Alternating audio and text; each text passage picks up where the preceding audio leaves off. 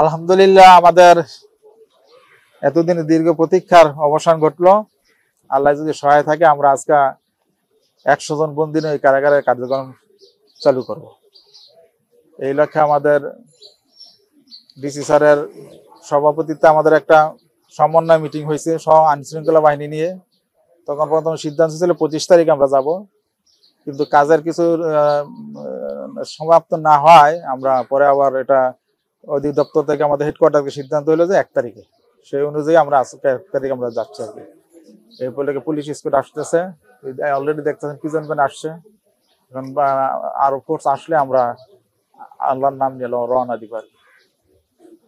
প্রাথমিক পর্যায়ে আমরা 100 জন বন্দী নিয়ে যাচ্ছি, যেহেতু নতুন জেল নানান চ্যালেঞ্জ থাকতে পারে, এই কারণে আমরা একত্রে সব আসামি নিচ্ছি না, নিয়ে দেখিয়ে আসলে আমরা কি কি প্রবলেম ফেস করি, কি কি দেখা যায়, তারপরে বাকি সিদ্ধান্ত নেওয়া হবে। কারাগার দুইটাই চালু থাকবে।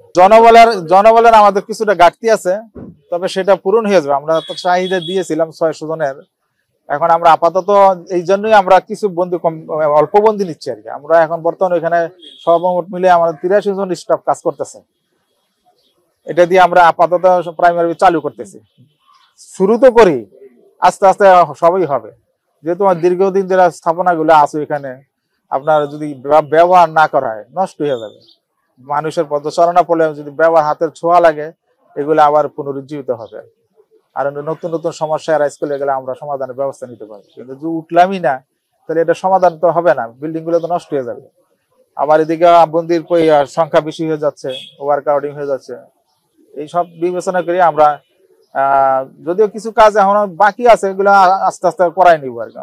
বাইরের অনেক আগাছা এবং মাটি ভরাটের কাজ ভিতরে কিছু বাকি আছে, এগুলো পরে আমরা সুবিধা মতো করাই নিব।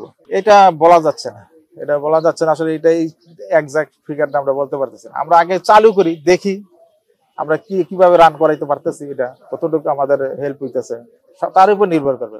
আজকে আপনার এই আমার পুরান জেলায় এখানে আমার 678 ধারণ ক্ষমতা, এর মধ্যে আজকে আমার আছে বন্দী আছে 1394 জন, আর নতুন জেলার ধারণ ক্ষমতা হলো 2000। এখানে আমাদের পরিকল্পনা হচ্ছে যে এটা কারাগারটা থাকবে, 2টা কারাগার চালু থাকবে। এটা মেট্রোর যে আসামিগুলো আছে, মেট্রোর কোর্টের যেগুলো আপনার এখানে হাজির হবে, এই আসামিগুলো এখানে থাকবে। আর বাকি জেলার আসামি এবং আমরা সাজাপ্রাপ্ত আসামিগুলা বন্দীগুলো আমরা ওই নতুন জেলে নিয়ে যাব।